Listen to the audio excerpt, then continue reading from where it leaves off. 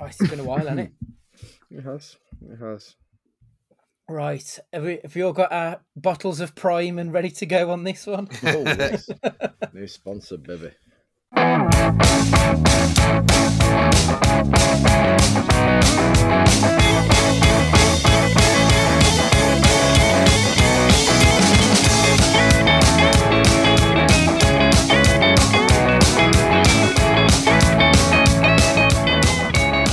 Hello and welcome to Cage Fighting. It's your main man, Andy Gillard here. Hope everyone's doing well in the new year. Sup, fools? Matt Guy here. Hope you're all doing well. Welcome to 2022. Let's kick it off with the bang. Or 2022 in 2023 even.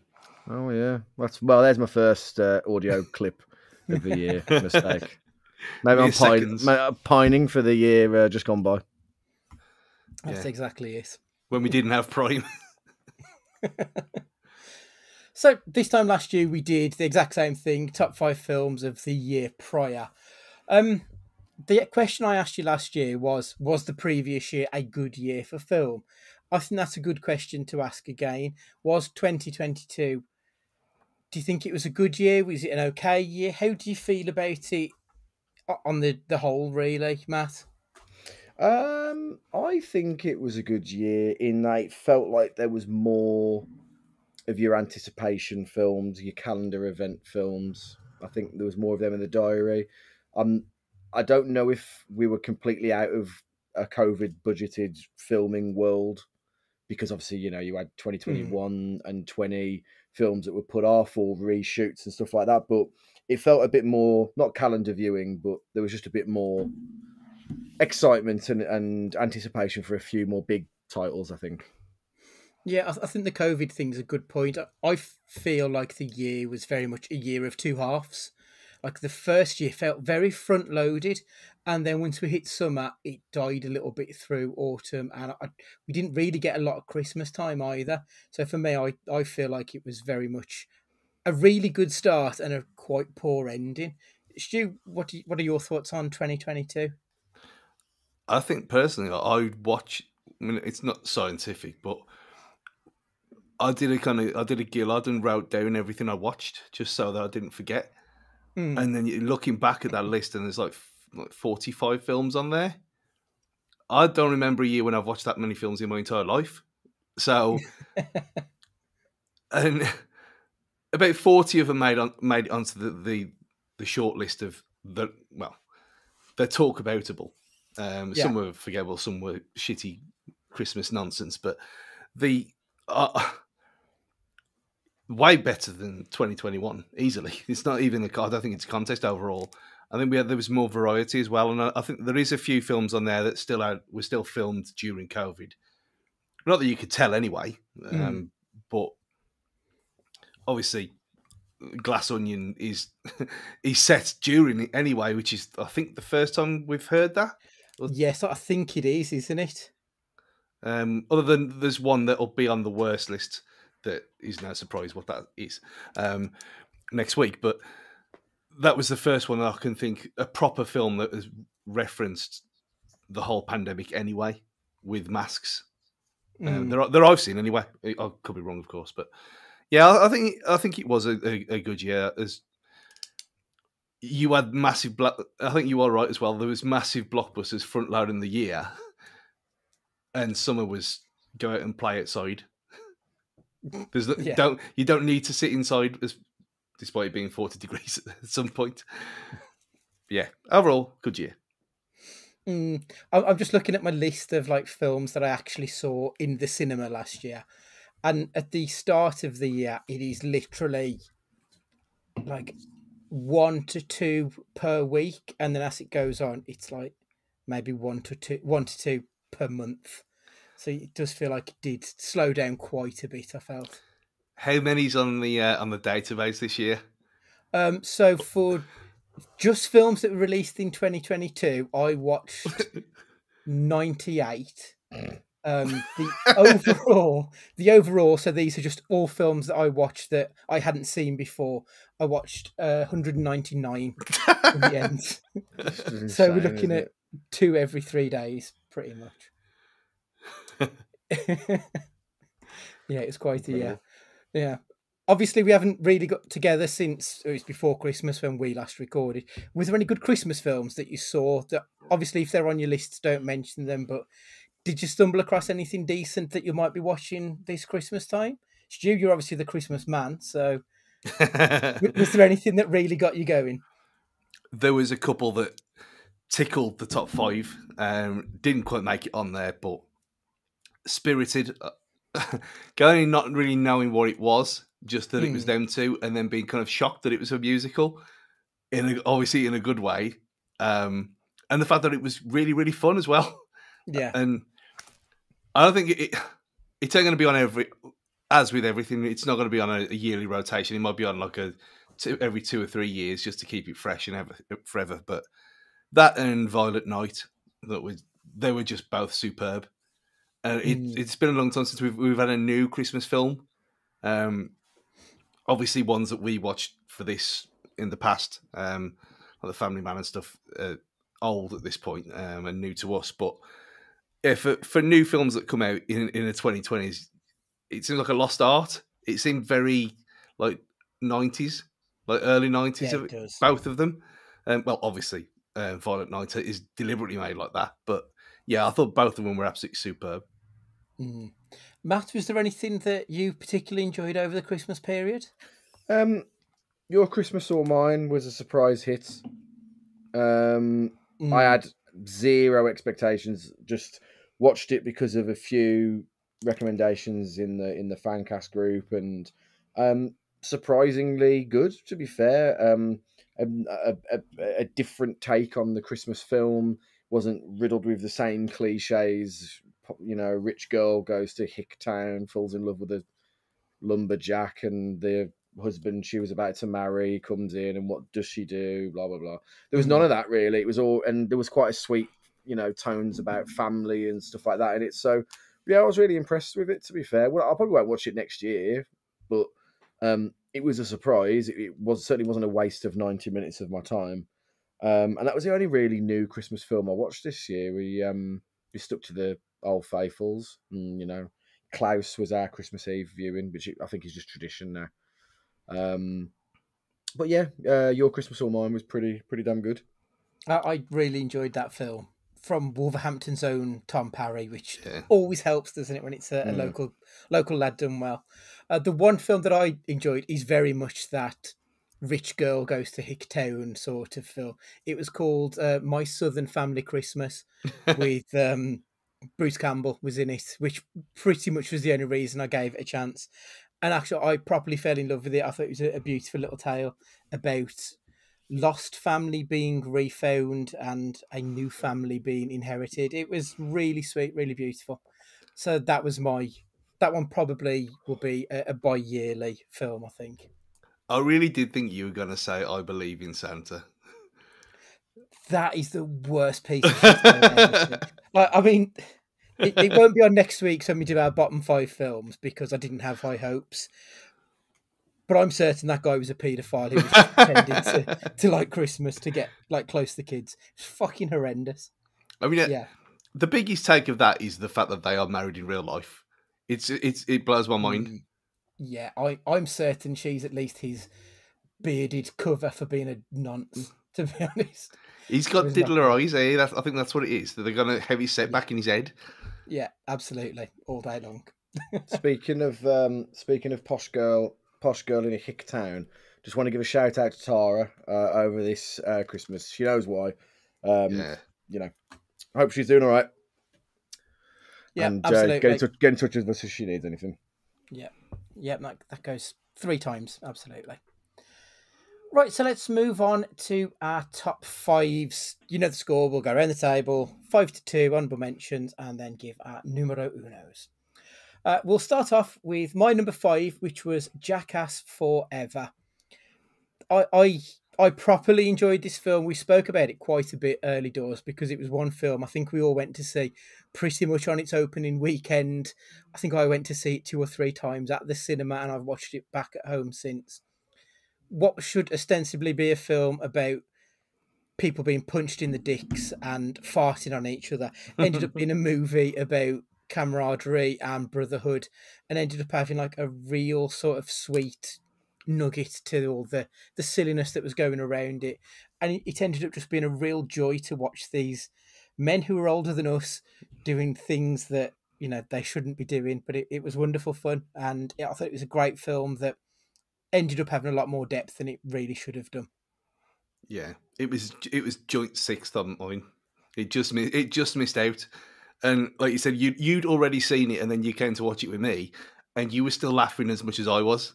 Yeah, it says a lot, doesn't it? Yeah, it was just I think you summed it up perfectly that it had no right being as good as it was, given the time that's lapsed, and obviously things change and whatever. And the new people felt like they belonged, rather than just we're just here to tick boxes or whatever, like that you would in comedies these days. Yeah, superb film. Yeah, it was a real success, and it wasn't just made for the sake of it, and there's still like a huge mainstream appeal for Jackass because, they had one of the it wasn't a stealing the show match because it was amazing technically, but had a WrestleMania match out of it to promote the film, but it was one of the best matches on the entire weekend because of just how fun and stupid and silly it was. But people lapped it up in their droves, and like Jackass still has a place in people's hearts. And this film wasn't a cash grab's not the right word, but it didn't feel like it was exploiting the Jackass name or legacy. It felt like it was adding to it. Yeah, absolutely. Matt, your number 5, please. My number 5 was The Unbearable Weight of Mahoosive Talent. Now, you'd be forgiven for thinking, we would just have to watch this because it's Nick Cage, and then that would be that, and we'd like it just because it's Nick Cage. And, if you listen to the Picture Pod episodes, half the time, we're not a fan of his work. Like, do you know what I mean? So we're not like super fans by any stretch of the imagination. We are here to, as a public service, to find out if he's a good or bad actor or not.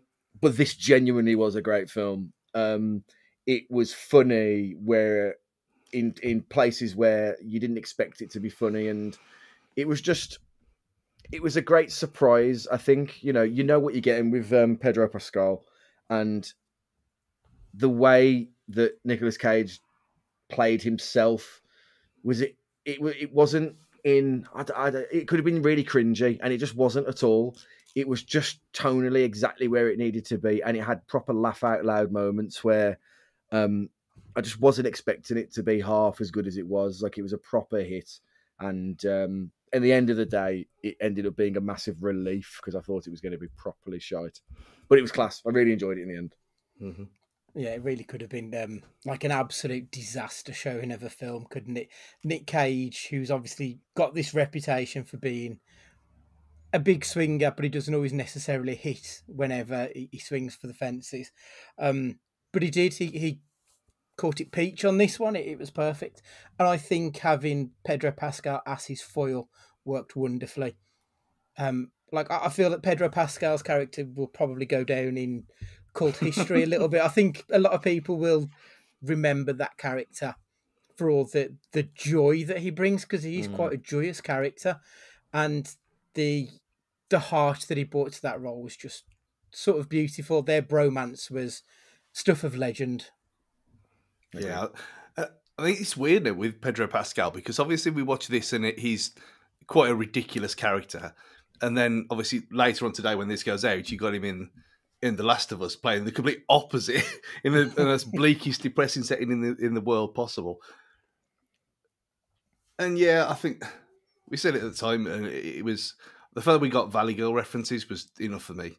It was superb, and again, not knowing what it was really about, other than he was taking himself off, and it was a massive surprise. Yeah, fully deserved. Super. Stu, 5, please. Now, I'm guessing that neither of you have seen this one. Well, I know that Andy has never seen it and got no intention of ever seeing it anyway. And it's Netflix's own All Quiet on the Western Front, which is a quite brutal, horrible war film but from the German point of view, which we never get here. And if it's ever been made in mainstream before, I don't know. I know this is kind of, if there was a film years ago that it's a remake of, I'm not sure. But it was just brilliant. And like I said before about watching films with subtitles, and obviously you're not going to watch this dubbed. I mean, you got to be a bit tapped in the head if you're watching this dubbed, really, to be fair. But it didn't really matter. You could probably watch it with no speech. You could just have it with just the German language and kind of get the feeling that it's just a few guys who just really don't want to be there, and they're there, and you can see they get whooped up into the propaganda of the German war effort and all this kind of stuff. And obviously they believe their government and they go along with what they say, and then they go there and they get absolutely blown to bits and fucked over, so which is wonderful. But yeah, it's visually stunning, strangely emotional as well, considering the side that they're on. And it does show them as they were just kids as well. They were just kids fighting a war that didn't have to happen and they didn't need to be there, but they believed it all. They signed up, and you see what happens. It's on Netflix. It is 2.5 hours long. So a 2.5 hour German subtitled film set in World War One is not something that you associate with me on this, but there you are. World War Two, sorry. So yeah, just go and watch it. Superb. It was a film that was on I wanted to watch before doing this podcast, but I ran out of time because, well, as I've said before, war films generally aren't my thing, so it was always low down. It was one I wanted to give a watch to, but I ran out of time. I believe it is a remake, but I think the original is about the Western countries. I don't know if it was the Brits or the Americans or quite what, but I don't think it was about the Germans.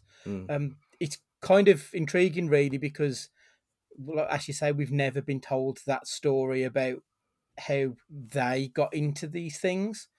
Obviously, as history is always told by the winners, it's all very much they were evil, that was why, and it's never quite that black and white. I suppose when you look to something like Jojo Rabbit, that's the closest we've had in a mainstream cinema.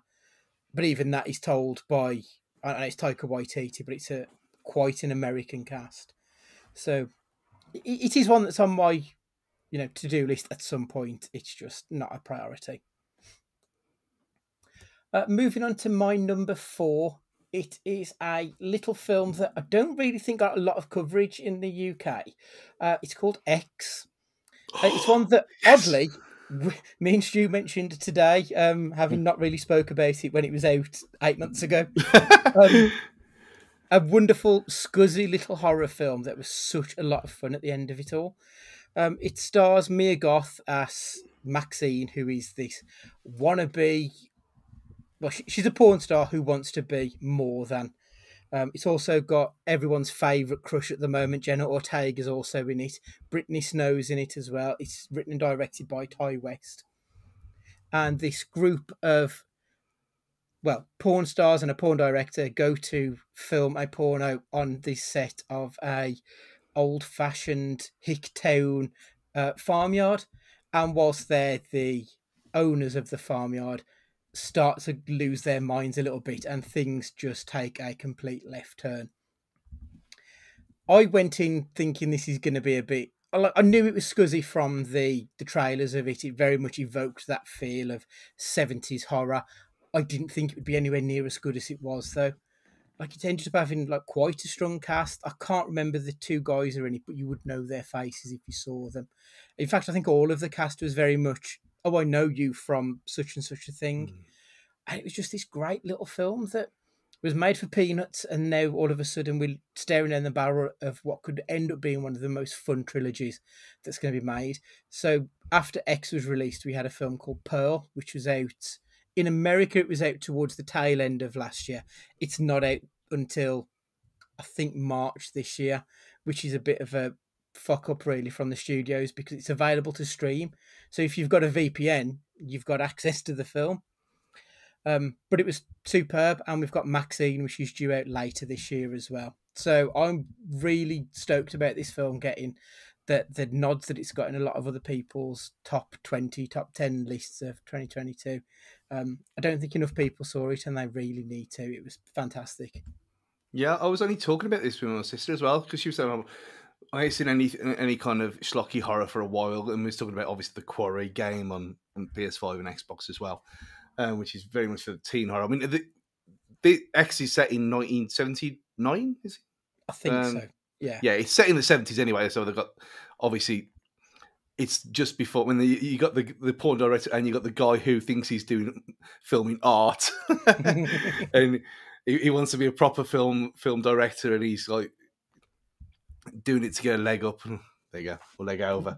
But yeah, I've got no idea why we'd never even talked about this at the time, because it's one of them things where you think, oh yeah, we've watched these things before, we've watched them together, and something else must have come out on the same week, and it just got buried. That's all I can think of, because some of the stuff in it is just outrageous, and there's moments in there where you think it can't get any weirder than this, and then it does. Yeah, but not in a kind of midsummer kind of levels of weird. It's just fucked up. But it's funny as well. It's funny at the same time. And it's deliberately made that way, and yeah, it was superb. I think the name is a bit shit as well. Yes, I'll give you that. It doesn't evoke anything. If it was Triple X, because obviously it's about porn and dangerous shit going on, I get it. But X is neither here nor there. Yeah, not starting Xander Cage. Yeah, it could have been called like, X-rated or The Farm or something like that. Or just have a name that, X. What the fuck's that? Yeah. Just, bad name. Especially bad name, when great film. You've got Pearl and you'll have Maxine, so why not call it after one of the other female characters in the movie? Yeah. Although, I did read, though, after... Because I completely forgot about Pearl.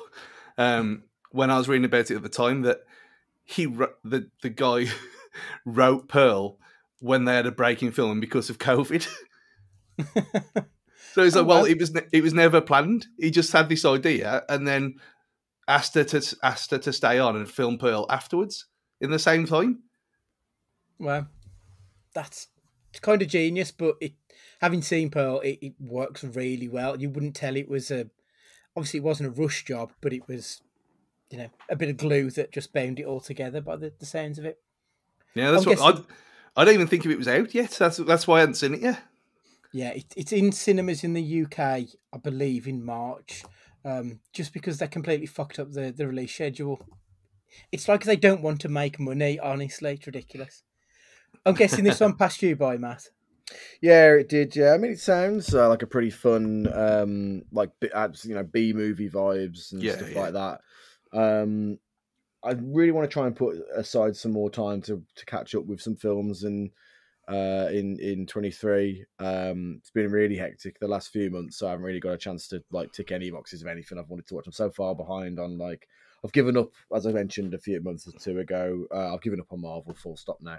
It's liberating to do so as well. But I wanted to watch Rings of Power. I never got around to watching that at all. So just boxing off a few things TV show wise, but Netflix, as I mentioned in the group chat, just has all of these odd American cooking shows, reality TV cooking shows.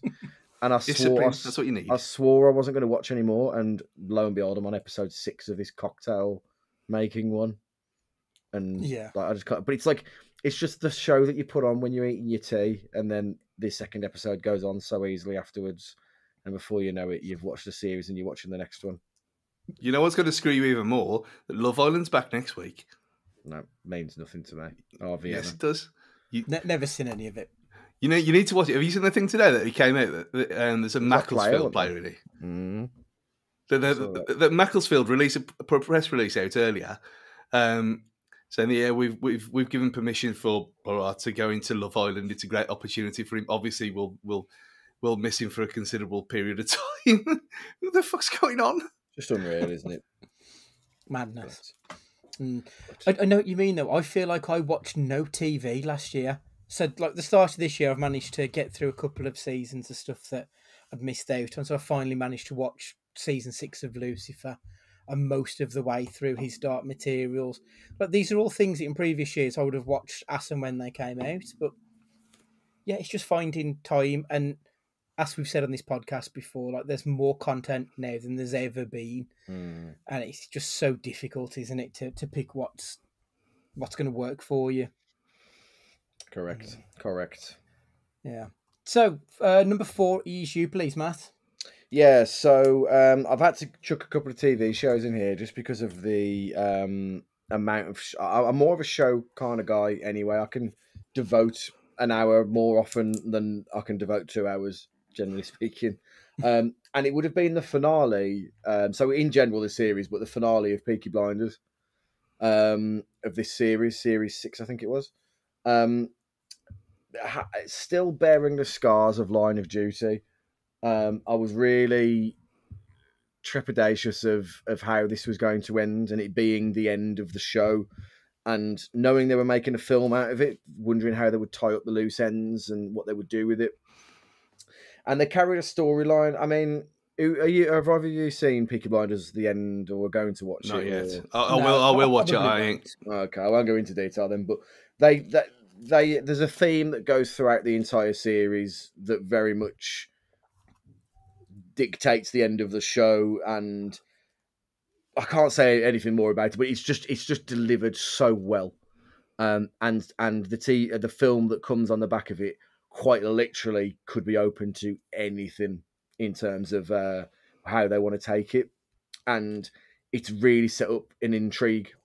So, you know, the Line of Duty bad taste in the mouth where you never really got the ending that you wanted, and now they've come out and said that they're doing 3 more episodes or whatever it is, which I think that ship's sailed now. That horse has bolted on Line of Duty. I think people have like the goodwill that came with that TV show. I really feel is out the window after speaking to some people about it. Peaky Blinders ending, it was just superb. Like I was at a genuine rare time. I was gobsmacked and really impressed with how a show has ended so perfectly. Now, I vaguely remember the build up to the finale that I can't remember if Stu was watching it or not, but I remember you, Matt, thinking that the season itself didn't really kick off until pretty much until it ended. You're right. Like episode 1 to 3 was quite ponderous, and I think it lacked a direction really. But then, like the last few episodes really ramped up, and it was a crescendo as opposed to, a whimper. So, if Peaky Blinders is your thing, don't be put off. Because at one point I was going to not bother watching it. I was like, this is probably shit. This is, but the ending really made up for it. Okay, well, speaking of endings, The Walking Dead ended last year. Have either of you two completed that show? No, I'm still in whatever the city is with Princess in the Box, whatever Christ her name is. So, no. So you've got probably about a season, I think, to go, because I know the last season and a bit was messed up because of COVID stuff, that it wasn't released on the schedule it was supposed to be. Stu, what did you think of the ending of TWD, The Main World?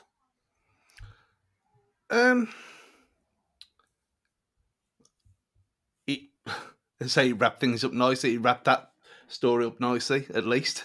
It can clearly go on forever, as he always said it could. It was a nice place to leave where it was at, and I thought the last 2 years have been superb. Like we've said in here before, that it got very much back to its best after some really shit years.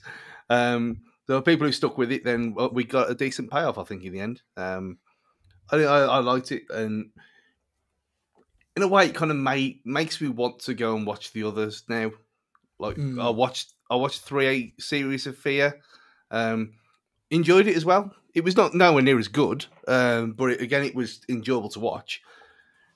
Again, it just get left by the wayside with everything else, and the same as the other one. And then there was Tales of, which I watched 4 episodes of. So there's plenty of Walking Dead out there to catch up with, and the Telltale games are superb as well in their own little universe. So Yeah, I think to end it like they did, yeah, very good. It was the right time to do it. Yeah, agreed. I like that it wasn't a over the top ending. Like sometimes with endings, they go real balls out and it's too much. This felt very much in keeping with the rest of the story, and I think it worked really well. I'm actually excited to see what's going to happen in some of the spin offs. Originally, I was very much like, I'm done with that world, but actually, the Negan spin off, I quite want to see what's going to happen in post apocalyptic New York. I'm kind of intrigued on what the future holds now. Mm. Which isn't something I thought I would have said, to be perfectly honest. But I think it did a good job seeing the series off. Moving on to your number 4, please, Stu. Well, like Matt said about people's lust for things and talking to people and people not being that bothered about certain things.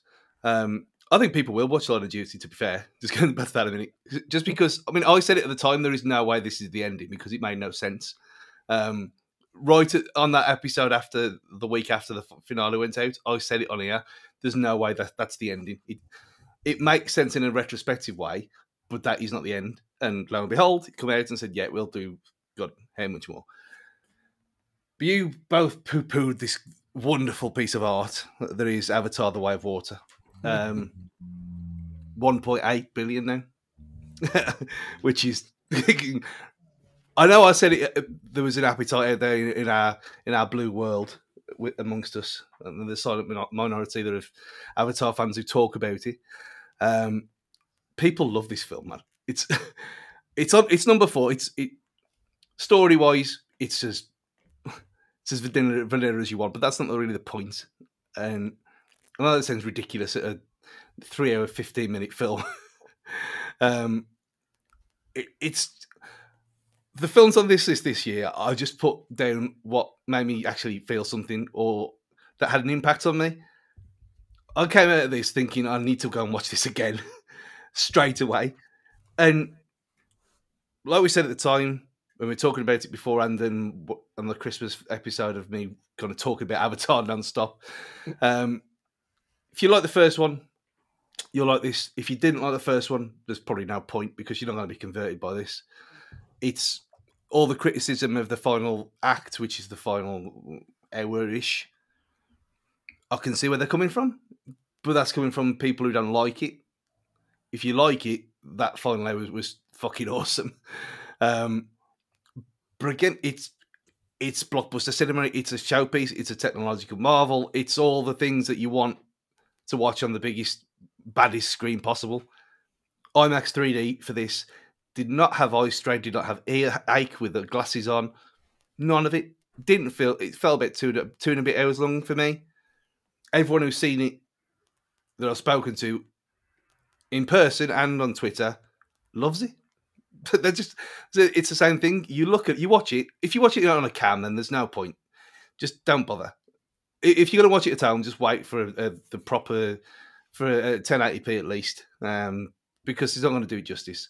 I mean, the underwater stuff is, obviously, it's never been done before. He invented the technology himself just to get it to even work. But it's just, it's visually stunning, and there's never been anything like it before. Even the first one. The first one was a breakthrough with the 3D and stuff. You watch it without 3D, it's not really the same. That's even me saying that. It's designed for a purpose. That purpose works. This is designed to show off, and it shows off. It's interesting because I've obviously I listen to a lot of other podcasts of film critics and stuff. Even the few, because I've got to be honest, there aren't many who I listen to who've spoken highly about this film, but the few who've given it praise, there's been absolutely nothing about it that's made me even slightly interested, which kind of surprises me that I don't know what it is. There's absolutely nothing about this movie that makes me want to go and see it. Matt, have you heard anything at all about this film that changes your mind about maybe giving it a go? No, and I think in a non Cine World Unlimited card holder world that I'm in, There's no way I'm spending like 20 quid to go watch it in all its glory, because that's what it needs. And I totally agree with Stu in that if you're going to do it right, and do it with all the bells and whistles and see it how it was intended to be seen. But to average Joe blogs, that's a 20 quid ticket going on your own. And unless you've got a missus that's into film as much as mad as you to be willing to spend 20 quid, you're then going to have to pay for her. And then you're going to have to you're talking a £50 evening to go watch Avatar. You've got to be out your fucking mind. Like, not a chance. So they fought for equal rights, get her to pay for herself. Well, this is the thing. I wouldn't, in a consensual relationship, I wouldn't force anybody to go see it. But it's just no. It's just not. If I had the pass, if I had the unlimited pass, I'd have spent the £7 uplift or whatever it was, and I probably would have gone and seen it on one of the my weekend days on my own that I get. But no, it's not for me. I'm not going to come on. This is the year of the humbling. There are a few films that came out that I thought were going to be awful and weren't, or won't be a success that was. But at the same time, it's just allow people to enjoy what they enjoy. And if I've got nothing good to say, I won't say anything at all. That's basically how I feel about Avatar. I think that's fair. Like, I expected it to do well. I gotta admit, I didn't expect it to be pushing on $2 billion within a month. Like, that is an astounding achievement. And I'm kind of glad that we've had it, even if it's not a film for me. I'm glad that the cinemas have had this movie make that kind of money. That's fantastic. After the last couple of years where they've really struggled, fair fucks to them. They've done great with this one. I mean, it kind of proved everyone wrong.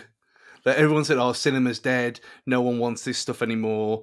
And yeah, obviously, it could be $2 billion. Well, if you count this weekend in it, last weekend when you hear this as well, it's more than likely going to be past $2 billion by that point. And obviously, it's inflated slightly because the tickets are more expensive if you do it properly. But still, the one that we went in. We were the Monday. The tale of the Fancast group chat with this film, and that, just to put it into perspective, people, I obviously being the lover of Avatar that I am, I decided after I saw one small that wasn't even, it was something that happened in the first 15 minutes of the film. In the end, that someone hadn't even mentioned me or anything. I just saw it by mistake on Twitter, so I decided to just go dark. So I went dark, which meant muting all group chats and everything. And Matthew here took it upon himself to ring me after 2 days to see if I was still alive, because no one had heard from me, and all because I went dark because of Avatar. I thought you were dead. I don't legitimately Yeah, because it was so unusual for you to be so quiet, and I was like, "Is Stu okay? Is this like, are we going to find his body being eaten alive in a bush in a hedgerow?" And it wasn't even being quiet though. It was sending messages, and they weren't turning blue because he obviously hadn't got his phone. So, like, to all intents and purposes, he could have been dead. Prior prison. And I swear you never told us either that you were going dark. No. Well, No. I thought 2 days later he's back. And I was vindicated because if someone had spoiled any of that film for me, I would have been really pissed off. But I did go and watch it on the Monday. The point was, it came out on the Thursday / Friday. I watched it on the Monday, so I had the weekend to avoid things. So talking 3-4 days. The screening we were in, there were probably 4/5 full on a Monday night in Telford at 18 quid a ticket for normal people, 7 quid for uplift. And even I was astonished by that. And for people to say, "Oh, people don't want cinema anymore," give them something that they want, and they'll go and watch it. And there's, I'm sure, well, I know there is because it's on my list. There's 2 other films on here as well that prove that. The same thing. You give people what they want, they will go to the cinema. You give them and I'm going to mention the W word. If you give them wild tick boxy bollocks that no one wants and no one cares about, or superhero films that have dropped off a cliff, they won't go, will they? Simple as that. So you give people what they want, and it's good quality, and it deserves the praise. You get the money back, and they more than have. So there we are. Moving on to number 3. We're skipping over my choice at number 3. We'll speak about it in a minute. It is The Batman. Matt? My number 3, we refer to my list because I think I made a last minute change. I had a last minute change of heart because one thing that I completely forgot about made my list in the end. But one of the films I was really looking forward to, and it's the first of the things on my list, which, like Stu, was very much it meant something to me. It hit home, and it was an experience that I really enjoyed. And that was Elvis, the Elvis biopic. Firstly, it wasn't. I had not, because I'd not looked into it at all. Seen one of the trailers, and obviously Tom Hanks is narrating in it as Colonel Parks, and that's was that.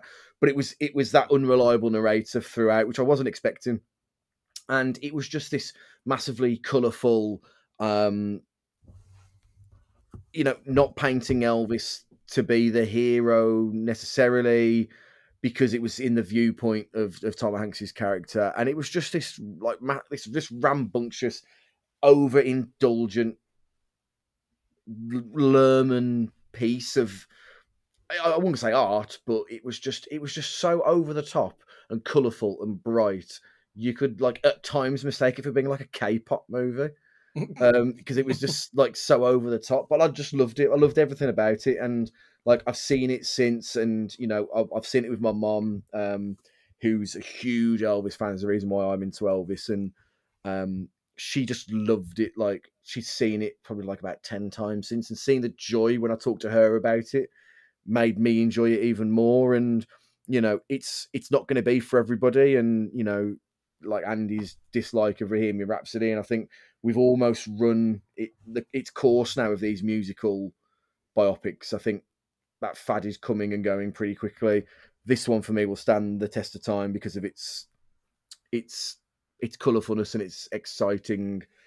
It's just an all round quite not adrenaline rush, but it was a sensation. It had feeling in it, and I really enjoyed it. I think I went in expecting it to be like the John Carpenter, Kurt Russell, Elvis biopic, and it ended up being Moulin Rouge, obviously, because it's Baz Luhrmann, the Moulin Rougeification of Elvis's story. And actually, that made it so much more interesting than if it was just a straight telling of this is what Elvis did when he was a child, and then what he did when he was a teenager. It ended up adding so many more layers of balls to the wall funness to it. Mm-hmm. And at the end of it, it was a fun. It felt like a roller coaster ride as much as it did a film, because there was that adrenaline rush to it. You did feel like you going at breakneck speeds at parts, and then right at the end they slam the brakes on when his life starts to slow down and changes. And I think the way that they paced out that film was really well done. It was really interesting. And when you compare it to something like Bohemian Rhapsody, which is pretty much a straight retelling, a false retelling of what actually happened within their lives, it blows it out of the water because it is so much more interesting.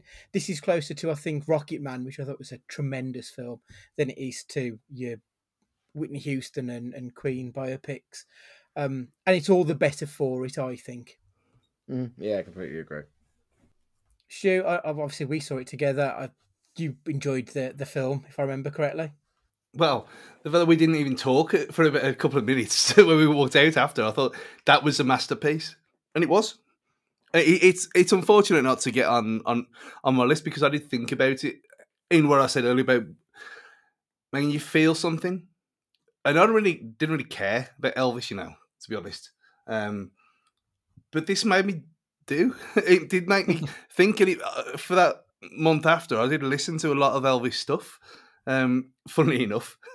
And there was a kind of newfound appreciation for him after watching that, which I know you take reality in the film as a pinch of salt, but a lot of that seemed to be accurate anyway. And the performances were superb all round. And I think I liked it more, the fact that it wasn't necessarily an Elvis film. It was more about Tom Hanks's Fat Man, and how devious and evil he was than Elvis himself, which is what, again, unexpected with the narrator point that Matt said. Didn't know that was going to be a thing going in. So, again, caught a bit off guard and loved it. And I haven't watched it since. I know we talked at the time that I was going to go back the week after with Mum, and she beat me to it and went with Steve instead. So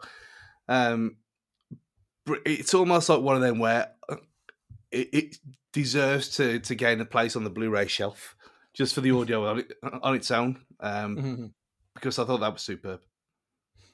It's a shame because I can't remember, but because there are some original tracks on there which are mixed with the Elvis ones, but they won't be eligible for Oscars, even though they're technically original tracks, because they've got the older stuff on there that pre-exists. It won't be eligible for consideration, which seems really unfair because it was an excellent soundtrack. I thought it was really just mixing some of the modern day hip hop with the old Elvis stuff. It shouldn't work, but I thought it really did. And again, that was something else that added to the film and made it something a lot more. Number 3 for you, please, Stu.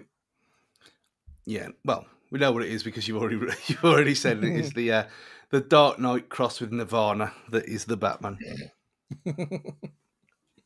Again, didn't expect it. Had no right being as good as it was. Didn't feel as long as it was. But just, let's say, a wonderful experience. It wasn't, because it was sad, and it was as emo and depressing at points as you could possibly get. But I can't think of a Batman film that felt as raw and real as this was. And yeah, it was the fights and every punch actually landing, and you've kind of how it's framed, and you kind of felt it, even in the Dark Knight, where the gold medal standard of Batman films up until this. I know I said at the time that this could rival it. I don't think, looking back now over time, I don't think it's probably as good as the Dark Knight. But again, you shouldn't compare the two because they're completely different films. But I thoroughly enjoyed it, and I didn't think I would. It felt like an art house film that was a 3-hour long comic book movie. Like that doesn't work, but it somehow did. I went to see, I think it was 3 times in the opening 4 days. I think I went on the Thursday night with Matt, to go with you on the Friday, Stu, and then I went with my other half, Katie, on the Sunday. And then I was in New York, so I couldn't go again for a while. So, but yeah, like 3 times opening weekend. I absolutely loved it. One thing I really loved about this film, especially compared to not only other Batman, but other superhero films, it felt like there was an actual arc to his character. He was this dark and brooding man who felt like he was doing right by the city, but realizes that his method didn't work because it was influencing people the wrong way. He was actually influencing people to become vigilantes rather than to become heroes. And I feel like at the end, he sees the light, quite literally sees the light when he comes out of the building into the sunshine. And it's like, you don't get to see that story arc in comic book movies. So for them to have done that here, I thought was really clever and something quite unique. It was it felt almost a Superman film about the ray of light that is Superman. You always associate Batman with the shadows, but they actually managed to use that to their benefit, I feel, and it worked perfectly. I didn't put this on my list. I think I probably thought this was in 2021, like the end of 21, but it felt like a lifetime ago since we saw the Batman, to be honest. I really enjoyed it. I thought it was a great film. Probably the first time I've cared about Bruce Wayne and Batman as a character for a long time. As much as Christian Bale was great in that trilogy, like, it's not about him. He's he's there as a necessity more than anything. Whereas I really cared about Pattinson, and I thought it was a great film. I think a part of this is self-preservation because I want them to leave this film alone as a one shot deal. I don't want them to do any more with it because I don't know how they can take this on now without it being silly. They're doing like Mr. Freeze, as the rumor is. Like how like I don't know how this world, this universe doesn't. They can't keep it like the same. All the good things about this film now, tonally and about the coming out of Batman, and that's not the phrase, but you know what I mean, like him realizing who he is, etc. That's done now, and it was done massively well. I just worry that the next one it won't have the same. It just won't feel the same, and it'll descend a little bit into just more of your Hollywood plodding dross. I think they'll probably go down the origin story of the villains kind of thing and do the same kind of thing for them, even though they really didn't do that with this one. That's probably the only way to do it. And a bit like, or they do it the other way and go like the Joker is and just completely flip it on its head and do something completely different, which I don't think would work with this at all. But I was like that for a long time. I thought, nah, leave this as it is. Don't mess. Just, it's perfect. But I want more now. The greed sets in. There's more of this kind of grittiness before it gets ribboned. And it seems like they're not going to exploit it and they'll do it properly. So that's my hope for it, that the people in charge seem to know what they're talking about and they know what they're doing and they've got morals. And the fact that they've made it, like Andy said, a 3-hour comic book film that's actually a comic book and feels like one, like this, and got away with it, and it's been successful. Why would anyone meddle with that to do another one? Yeah, and by all accounts, Matt Reeves, the writer-director, he didn't want them to fold it into the wider DCEU. He wanted this to be his own thing. And he's apparently, according to Twitter earlier today, Matt Reeves is currently partway through working on the script. So I feel that as long as it's in the right hands, I've got faith in Matt Reeves that he's not going to fuck it up and we'll end up with Man-Bat next time out. Because at that point, once you cross over into the supernatural, there's no coming back for that series. And that's where the Dark Knight trilogy, I think, worked quite well, is they kept it within the realms of its own world. As long as it does that, yeah, I'm fairly confident we'll be okay with this. This is why I don't know why, but Batman being part of that at all has always pissed me off. Like, he doesn't feel right that however ridiculous some of the villains are and whatever, that he should be part with the Superman and the Green Lantern and all that kind of nonsense. It just doesn't seem. I mean, maybe because it's the film with like the Burton ones and what we've been brought up with, but it seemed like Batman v Superman or whatever that stupid film was called in the end. It just seeing them together just seemed weird. And the Martha stuff aside, it never felt right to me. So Batman being left alone on its own little world is perfectly fine by me. Yeah, I think you touched on it there, that we've never had a Batman on screen that is the Bat God, which effectively is what he is in the comic books. So you see a man stood with gods. That doesn't compute, whereas in the comic books it does, because they've built his character up. So when you do see him stood against Superman, you think, well, what are you going to be doing here, mate? You should just be making the tea for the rest of them, sort of thing. But that's why is that we've never had the backstory given enough credence to really push them on. My number 2, we're going to skip over, and I'm not going to tell you what it is because I don't want to spoil the number ones. So, Matt? Well, mine would have been the great humbling of 2022, the original humbling of 2022, and I think I was clashed with Stu on this, and it would be Top Gun. Yeah, Top Gun Maverick, which is who called it? Who called it from the start? You both said there's no market for this. There's no one wants this. There's no audience. And I said you just wait. These people, again, very similar to Avatar, they're just silent. They just don't. They're just not on the socials, mainly because they're a lot older.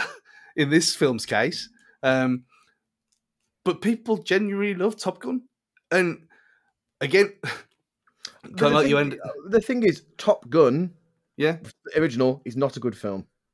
Well, that's debate. So this is why, like, I just think like there was that great an appetite for this, but you can't put a price on stupid, or you can't put a figure on stupid. Like, like people, people love nostalgia, and people love that feeling of and it's just coincidental that Maverick was a really great film. It was excellent, stunning, like, visuals and heart for your chest kind of thing. It was just, I was really surprised how much I enjoyed it and how much of an adrenaline rush it was, because maybe I think Top Gun is just a victim of time, and that we've moved on from the silliness of it. Like, whereas Maverick, it was just from start to finish. It was like being on coke, basically. It was just so balls to the wall adrenaline rush, and it was great. And I was really pleasantly surprised and shocked, and glad to be wrong about it. Yeah, it was. I mean, fair play to the crazy bastards who went and watched this in 4DX. And, I know it was made for 4DX as well, and like we said, but there was no way I was doing that. No way, no, not a chance. But I think Top Gun was a product of its time, like you said. But because, like I said at the time, I watched Top Gun for years, so I pretty much grew up watching Top Gun. So I was always kind of in the zeitgeist. I was part of it back then as a kid, and it is a kid's film. It's incredibly gay and camp, which is why it's wonderful. Maverick is a perfect love letter to that film, and a superb film in its own right. And like those people say, "Oh, I was in the pub and have you been to watch Top Gun Maverick? Why would I watch that? The volleyball scene. It's nothing to do with that. So you could watch this film on its own without even seeing the first one." Yeah, and saying that now to someone, it's probably for the best if you watch this on its own without the first one, because they tell you the story anyway. You don't need to. I mean, I watched the first. Obviously, I watched the original again before I went in, and I kind of wish I hadn't, in a way, because I'd only watched it the year before, and I probably watched it about 20 times in my life or whatever. But there was no need. They did it so well to build the characters up and to build the story up in the opening 40 minutes or whatever of Maverick that I can't think of a sequel that's ever done it that well before. Where it gets to the stage where you do not need to have seen the first film. And it was genuinely one of the... I mean, I knew I'd love it anyway. I mean, it was one of them, because you couldn't escape it, that they showed a 10-minute scene from it months before. And I was in there, so I couldn't even do the death thing because it was way too loud. And I thought, this has got a chance, And I even contemplated buying Ace Combat again. I ain't done that since the 90s. just to fly planes around on my telly, just because I loved it so much. And it was, for a long, long time, this was my number one film of the year. And I didn't think it'd be beaten just because of how much I loved it. And I think for Avatar: The Way of Water to even come close and then obliterate its box office already after such a short amount of time speaks volumes for that, and the fact that this being the first real proper entertainment blockbuster film post-COVID to do what it did, fair fucks, man. And this it'll live on We don't need it. We don't need more. We don't need a sequel, even though obviously we can. I think it'd be bad if they did now because this was perfect. Completely agree. I think this benefited from the fact that it was both a sequel to Top Gun and also not really a sequel to Top Gun. So you had the people who were there for that nostalgia hit because they loved the original Top Gun, even though, as Matt rightly points out, it is a bit shit. But actually, once they were in the cinema and saw it, it was actually just a really fucking good movie. And then that got the word of mouth so that people who didn't care about the first film, they would then go and see Top Gun Maverick. Mm-hmm. Realistically, Maverick isn't a sequel to the original Top Gun. It just shares the same characters. That's pretty much everything about it. Because all the story and everything else is very, very standalone. And that to its benefit, I think. It works really well. And like you said, the sound effects and everything with it, I imagine seeing it in 4DX would be incredible, but also would make me want to vomit at the same time. But yeah, great film, great film. A couple of honourable mentions before we move on to our number ones, and I've got a couple of what some of our listeners have sent in as well. Honourable mentions. I've only got two. Glass Onion, which was released just before Christmas. It had a week in the cinema, and then it was on Netflix. I think it was probably the best film produced by a streaming company in 2022. I thought it was really good fun. I like a film noir, and they did find quite an inventive way of twisting it all around. I love Ryan Johnson. I think he's a great director. And obviously he's got Big Dave Bautista in it. And as we've discussed at length, I loved Big Dave Bautista. So yeah, Glass Onion, I think if you've got a couple of hours free and you want a good murder mystery, check that one out. And the other film I wanted to mention was Bodies, Bodies, Bodies. This film had pretty much no big name actors within its cast, apart from Pete Davidson. And if your big name actor in a film is Pete Davidson, you're probably not onto a winner with that movie. But somehow they managed to deliver this really smart and slick horror that achieved this feat of being both a really good story, but also a parodic takedown of the Generation Z Zoomer kids. Like, it was really fun and funny and silly and a little bit scary, and that's what I want from my horror. It gave me a bit of everything, and it was wonderful.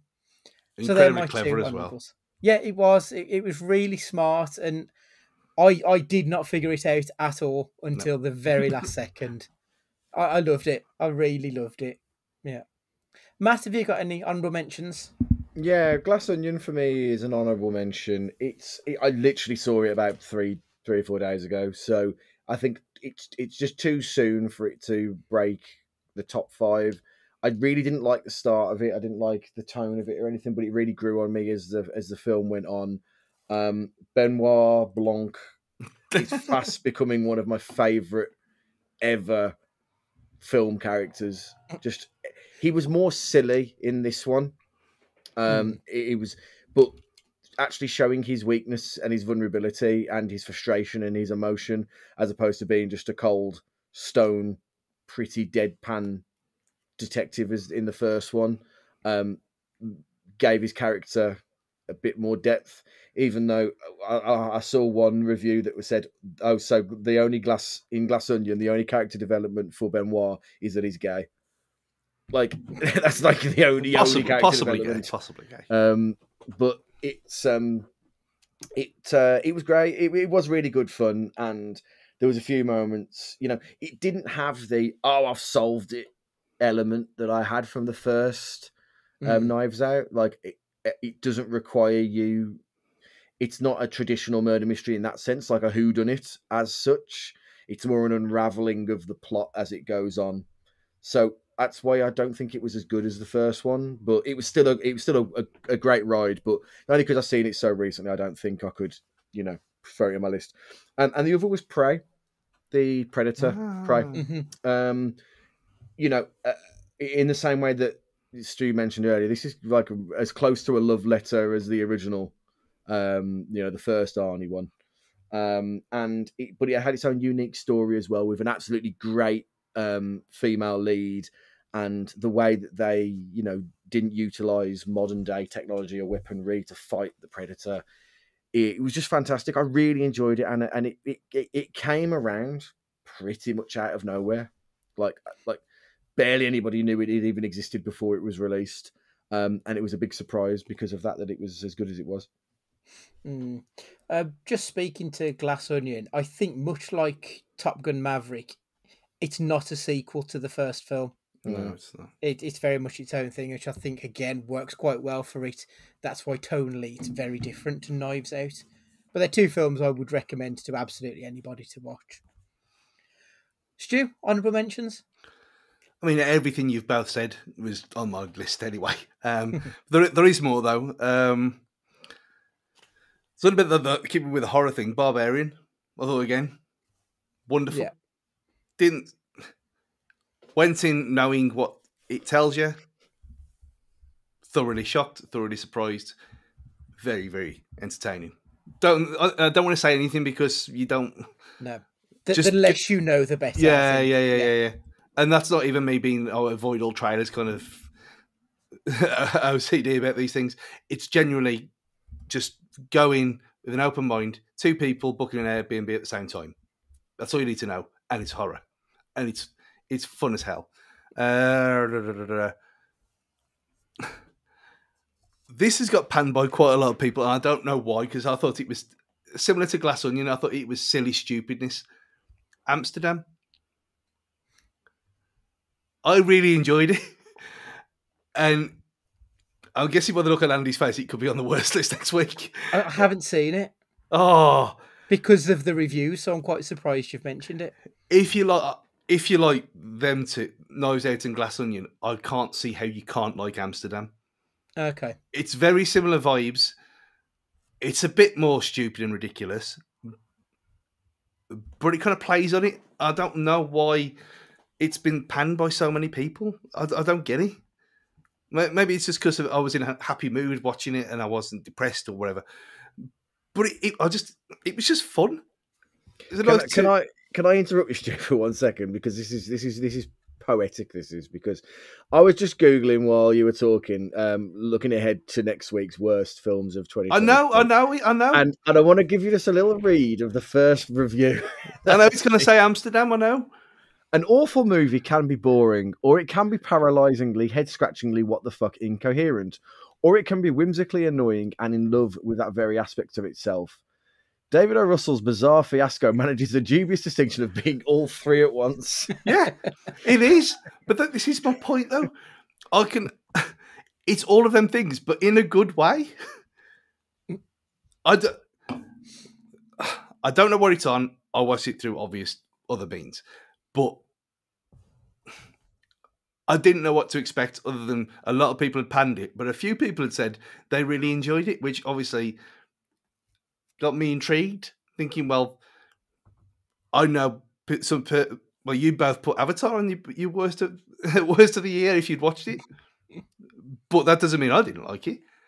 I thought it was it deserves its place on that kind of shout out list. It's not in the top 5 at all, but it was interesting, and there's a lot of films on here, and there's one in particular that's got on a lot of things that is going to be on my worst next week. That's on a lot of people's top 5s. We'll say that till then. But like stupid things like Uncharted and Moonfall, where you just turn your mind off and whatever. Lost City, there's loads of them. Amsterdam I was sitting there with a smile on my face throughout the whole thing, and yet it is completely ludicrous and stupid. But I really enjoyed it. It's in the same way that I enjoyed Chippendale and Sonic 2. But they're not going to get on the top 5. But they were just really fun.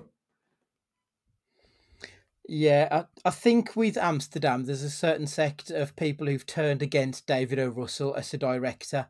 Like, I really enjoyed American Hustle, but a lot of people now sort of poo-poo that one a little bit. I think there's an element of that with it. Oh, has it been cancelled? He hasn't been cancelled. I think people just think he's a bit of a hack. So I think there's that. Like, you know how people, like Forrest Gump, which, like I've mentioned several times for some reason today, you know how a lot of people, the attitudes towards that film have changed quite a bit over the years. I feel there's a reappraisal of David O. Russell as a director. I still like American Hustle, to be perfectly honest. I don't see what a lot of people have turned against, but I think there is that element to it, maybe, but who knows? So some of the films that some of our listeners have mentioned, Matt Cunnington did mention Amsterdam, Prey, and Glass Onion. So I think he's on similar wavelengths to There we are. ourselves. Nate from the Neophytes podcast, Nope, the Jordan Peele film. I enjoyed it. It just wasn't Get Out or Us. Yeah. That's the only reason it didn't make my list. Is I had really high hopes that it didn't quite hit. Dave Evans, who's obviously been on this podcast a couple of times, Doctor Strange 2, which was an unexpected win for me, to be honest. And Ash Dolan, another long-time guest of ours, Bullet Train, was one of his picks. Well, Bullet Train deserves to be in the same shout-out list as Lost City and Uncharted. Silly fun nonsense. Mindless fun. Yeah, absolutely. Yeah. Completely agree. Right, so we'll move on to our number ones. My number one is The Banshees of Inisherin, which I do not think is a surprise because I've obviously extolled virtues of this film quite considerably. I think in years to come, this will be one of the films that will be on like the Sight and Sound top 100 films. The next time they do it in a decade's time, I think this could be one of the few films from 2022 which will still get that recognition. Obviously, we've got Colin Farrell, who I did not expect to be in two of my favourite films of 2022. Like, he becomes something of a bit of a parody of an actor. Like, you'd appear as himself in something and be a bit smug and smarmy, because that's what you associate with him. But the way he plays Podrick as this downbeaten simpleton, who's just lost his best friend for no real reason other than his best friends have been a bit of a cunt for some reason. It was beautiful and sad and heartbreaking. And then when he tells that stranger that he needs to go home because his mom's died, and he just shows this darkness, like it's such a thickly dark comic film, which I think, to be fair, is what you expect from Martin McDonagh movies. Like Three Billboards is about a mom surviving the rape and murder of her daughter, and there's still comedic elements to it. Like, that's a Martin McDonagh film. And he really manages to bring this into this film. This, to me, feels like one of the films that achieves that rare feat of both being elitist, so your snobby critics will like it, but it's also quite populist. I think, absolutely anyone can watch this and take something away, because you all understand what it's like to be slighted for no reason other than shit happens in life sometimes. And I loved it for it. I thought it was an absolute wonder. The technical side of it, like the actual filming of it based on the small island, which name evades me at the moment, it was really beautifully shot. It was really well. The landscapes were gorgeous. Barry Keonis, the idiot in the village, was absolutely hilarious. And again, heartbreaking. It was wonderful.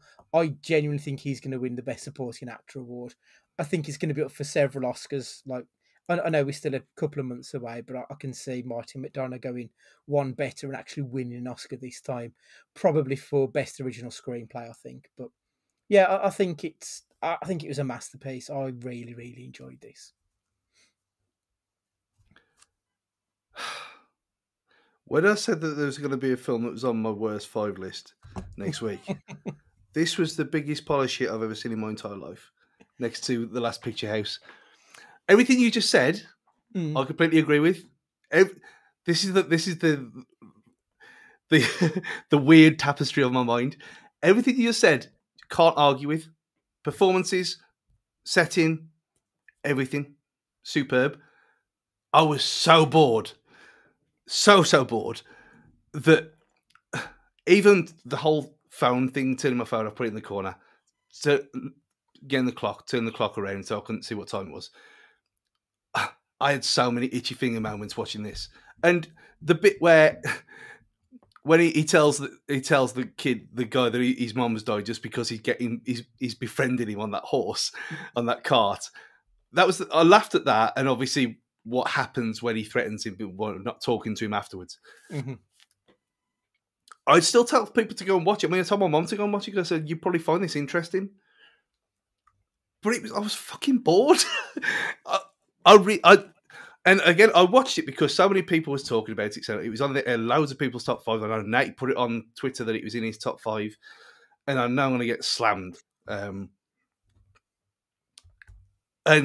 coincidentally, it's not on my top 5 now because I'll watch something else that was released last year that's beaten it to the punch. So I'm going to redeem myself a little bit. But it's one of the most. I watched it and I thought, yeah, I haven't got a beard for this. I just can't. And it is the most Gillard film imaginable. But I respect it though, because I respect what it is. It's really just not for me at all.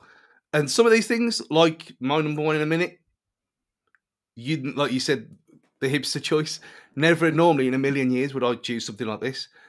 I thought with all the hype going around Banshees of Inisherin and the performances and the Kyo Kid and I saw the little clip when he's talking, you know, the one where he's talking about the when I'm your age, will you like me then? And that bit, and I saw that clip again. I thought, oh, you're so thick, ain't you? You're so stupid. But it just annoyed me. I don't know why. Because the performances were great, setting was great, everything about it relates. I did have to kind of, I did think at first, because going in not knowing anything about it, I thought, when is this even set? And then you see the calendar when it's 1923 Ireland. And obviously, there was a thing on Twitter about an Irish guy put on and said, I don't know how this will translate if you're not Irish and you've got that kind of the backdrop to the Civil War. Obviously, no fucking idea what that means. Wasn't there, don't know. Maybe I was just in the wrong frame of mind. Maybe I was tired. I don't know. It just, I was so disappointed. Maybe my hopes were too high and I thought it might be something that it wasn't. But again, performances deserve it. I wouldn't, if it got Oscars for that, no question whatsoever. But if this got Best Picture, let's just fold the whole world because it can't. I genuinely think you've misjudged it. Like, there is a reason that everybody has been. I probably have. I probably have. Think it's a blind spot, but we all have them for various things. So I can't argue against it. But yeah, Matt, have you watched this one yet? No. I think I'm going to need to be in the right frame of mind to watch this because I don't want to go into it on a day where I'm not going to focus on it. Yeah, for the reasons you both said. To be honest, you know, I'm not clutching. I'm not, which is strange because of I know it's not going to be the same film, but how much I loved In Bruges. But I'm hoping for the reasons I loved In Bruges, which would be why I'd like this. I'm hoping in a strange way. But I don't know. I will see it, but it needs to be on a day where I've got nothing on and I'm not in a rush. I can just sit down and appreciate it. And if I don't like it, then so be it. But I don't want it to be because I've not given it my full attention. Yeah, that's totally fair.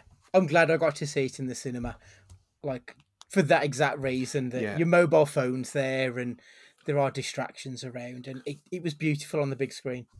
I think that might be one of the things. If I'd seen it in the cinema and I was proper hyped for it properly and not just doing it as a tick box thing, I mean, I'll come back to this in a year's time or whatever and say, yeah, fine. I mean, there's no way it still won't be on my top 5. Maybe I'll appreciate it more, but nah. But you look at the things like last year when I mentioned how good Belfast was. Normally, I would never watch something like that, and that hit me perfectly. I got that straight away. I love that film. So this is just one of them that it just didn't do it for me for whatever reason.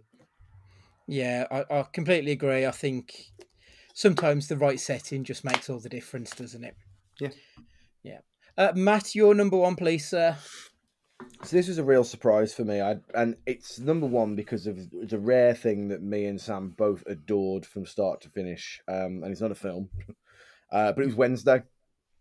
Really loved this series. It was just, as a couple, it was just us down to a T. And you know, we watched Family Values like 3 times this year, and it was just great. It was like it was nostalgic enough that it hinted back to the original, even though Catherine Zeta-Jones is arguably the biggest name in it. She barely features. It's not about Morticia. It's about Wednesday, obviously, but Ortega does just such a good job of this. You know how someone just owns a role, and Richie just owns Wednesday. She just was Wednesday. There's no one's ever going to get close to it. Well, actually, they have. Like, Ortega has stolen it from her, and the irony is she's in it as playing another character. It was just a really excellent kind of who done it murder mystery meets certain elements. I'm going to shock people and say Twilight-esque, in that there's an element of that high schoolness about it, which is fine, but then there's also Harry Potter-y elements to it, because like the building and the school and the magic elements to it. It was just a really well put together fun ride, and if you're a fan of the Addams Family especially, it takes it to that next step. And the fact that me and Sam both enjoyed it together, we blitzed it in about maybe 2 days, 3 days at an absolute maximum. Just blitzed it through, and just it was one of those like, should we watch one more? No. Let's save it. Let's not just plow through this like we did with Ted Lasso. Before we knew it, the next episode was on, and we just had to binge it because we enjoyed it that much. I just thought it was wonderful. So now you've watched it all, can you go into this not knowing anything? You can. What, of the Addams Family? Full stop. Yeah. You can. Like, I think it's in the trailer, so I don't think it's spoiling anything for anybody. Like, so when Fester turns up, you're not going to have nearly the same joy of seeing Fester or seeing Thing or seeing Cousin It or anyone like that if you don't know the original. I don't think you're going to get any of the same joy about it, or So Lurch or anybody. Like, it is in the same continuity then. Yeah, it's in the same. Yeah. It is. It's just Wednesday. Wednesday is expelled, and they have to find her a new school, and she's sent to a school for freaks, essentially. Fair. But I just loved it. I loved everything about it, and for something that has like set the world alight in terms of like TikTok fame, you'd think that I would hate something along those lines, but I really don't. It's like the dance scene that everybody's talking about, and that was the big thing. Like, when I saw it for the first time, I just had a beaming smile on my face, because I've been to like nightclubs and I dance as stupidly as that when I'm pissed. Like, when your whole body, when the music just controls your body, and you're not in control of your faculties, and you just like lose yourself to that moment. That's kind of like how people dance sometimes, and she does it, and she's out of her comfort zone in it, and I loved it. I really, really loved it. It's on my list of TV series that I want to try and watch, within the next couple of months. Like, everything about it sounds like it's my kind of fun, to be honest.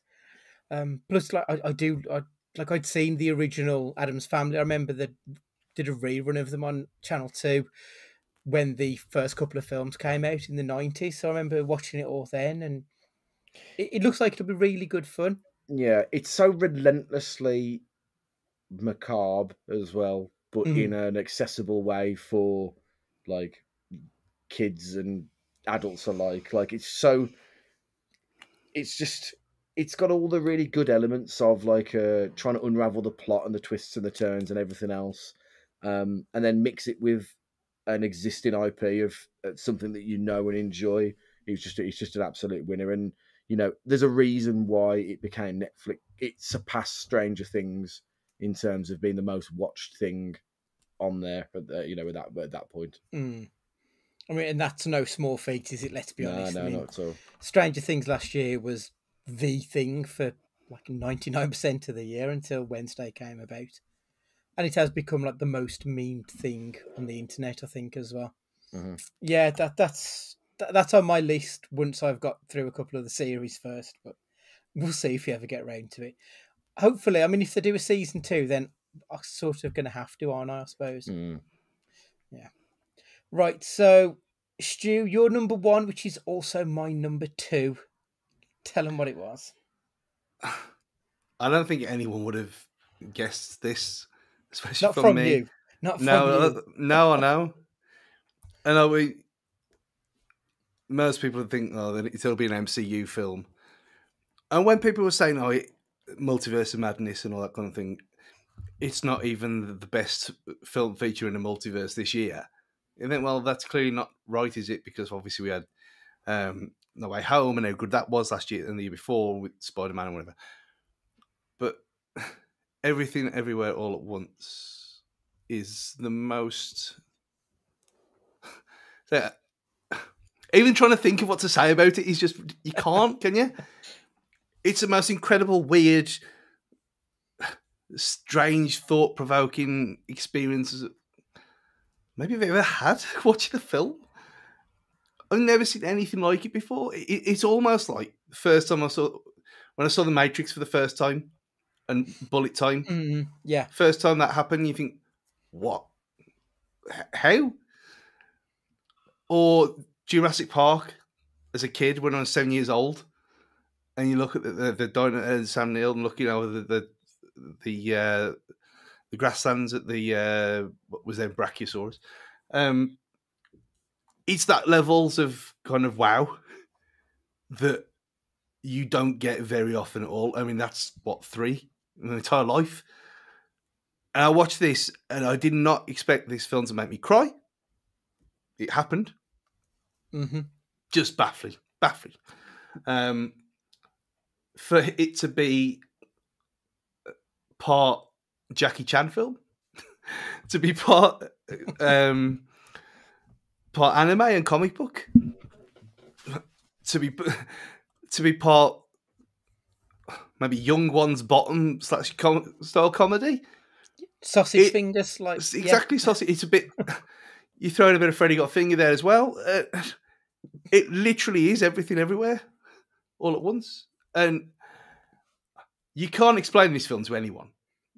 It's like the tagline for The Matrix was you can't see The Matrix, you have to experience it for yourself or something like that. And that is what this film is. You can't explain it because it ruin it. But even if you tried to explain it, it would make no fucking sense anyway. It's an absolute masterpiece. There is nothing like this film ever. Like, I genuinely... No. If you boil the story down to its bare bones, it is a story of Chinese immigrants moving to America and a strained mother-daughter relationship. And that does not even begin to touch the sides of what this film is actually about.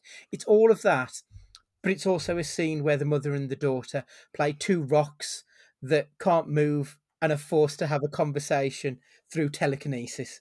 Because it is so absurd. But there is also this undercurrent to the whole film about loving not only your fellow man, but your family members and everybody else, and how we're all part of this great big melting pot, without wishing to quote a 80s pop hit. There's just so much more to this film than you can actually say. You just can't explain it to anyone. It has to be experienced. Oh, and I would recommend this one to anyone as well. Yeah. Don't get me wrong, I'm not sure that everyone would get this film, and I imagine there'll probably be people who would have this in their bottom 5 because it's pretentious nonsense. But for me, it worked a treat. Yeah, and again, I can completely understand why people would put it in their bottom 5. Because maybe on another day, if I'd watched like Banshees of Inisherin, if I'd watched this on a day where I was fully on it, maybe I would have think this is ridiculous. But I've watched it twice, and it got better the second time. Yeah, I agree. And I thought about it and having one through different dimensions and whatever. And not Jet Li's the one, obviously. That's a nonsense film. But everything, even however ludicrous and mad it is, everything seemed to make sense. Which was a magnificent feat in itself. Yeah. And I think that the Michelle Yeoh and Stephanie Hsu, I believe it's pronounced, like as the 2 main female leads in this, that they really carried the film perfectly. But Ki Hui Kwan, who was Waymond, like he was probably my favourite character in anything this year. He was so relentlessly optimistic, and then really suave and sexy, and then an absolute goof in the next scene, and he was brilliant. I'm really glad that he's got some Golden Globe recognition this week, and that's just so good to see. His speech at the Golden Globes, if you've not seen it, I fully recommend you check it out. It's very heartwarming and very funny. But yeah, the acting is superb throughout it. Mm-hmm. Matt, did you get round to seeing this one? No, I will at some point. Yeah, I will at some point. It's just one of those that, like, I don't. It's not got the mainstream success, or at least in the circles that I read in, which doesn't say a lot. That I'm ever going to get it spoiled for me. So it doesn't, it doesn't matter when I see it, kind of thing. I Really. don't think it's possible to do that anyway. No, I don't think it is. I will get around to watching it at some point, but there's only so many hours in the day at the minute. So again, it's one of those where I don't want to have to like cram it into a half an hour bit of free time and then watch another half an hour another time. I just want to be able to watch it in its all its glory. Yeah, I think if anything, and I don't normally do this, so watch whatever you want, but if you can make 2.5 hours from somewhere and like plan your week around it, that this is going to be the event on a Friday night or whatever. If you had a normal job and work normal hours, if you plan a week ahead and say, this is what we're doing this week, end of the week, this is the aim, watch this film, you're not going to be disappointed by it. It's magical. That's what it is. It tickles both the pretentious arty side of me, but also the silly, I want a nice fun film side of me. It works on both levels, and that's that's the best you can ask for, I think. Yeah, loved it. Right, so that's us wrapped up this week. Next week we're doing our bottom 5 films of the year. Drop us a tweet, let us know what you thought shut the bed in 2022. There's plenty to choose from. cagefightingpod@gmail.com or on the socials @cagefightingpod. I can't even remember what the outro is to this podcast anymore. It's been that long since we've recorded. This week, Matt, would you like to say goodbye? Take it easy, everybody. Look after yourselves. Ciao. Stuart, would you like to say goodbye? Short weather will be upon us soon. Don't worry, people. I have tried this week twice. Twice I've been caught out though as well. I had to double back and go back for jeans, but it'll be there soon. Don't worry, stick there. Try. It's goodbye from me, and remember, be excellent to each other.